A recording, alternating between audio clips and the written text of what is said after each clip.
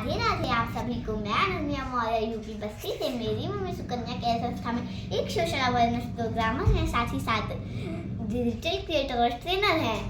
अगर आपके घर में भी छोटे बच्चे हैं, उन्हें सर्दी खांसी जुकाम बुखार हो जाता है तो आप भी सुकन्या केयर संस्था का सैनिटरी नैपकिन उनके सीने पे, गले पे और माथे पे और नाक पे बांध सकते हैं।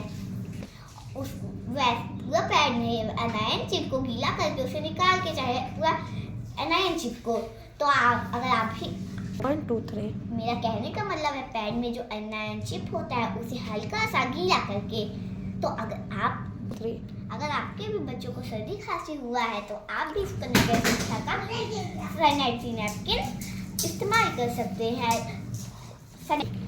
सुकन्या केयर के सैनिटरी नैपकिन को ऑर्डर करने के लिए स्क्रीन पे आपके एक नंबर शो हो रहा है, उस पर संपर्क करें। और ज़्यादा जानकारी के लिए हमारे चैनल पे वीडियो देख सकते हैं। चैनल का नाम है सुकन्या केयर संध्या मोहांती। अगर आपको वीडियो पसंद आया हो तो लाइक करें, शेयर करें, सब्सक्राइब करें, कमेंट करें और बेल आइकन को प्रेस करना बिल्कुल मत भूलिएगा। राधे राधे।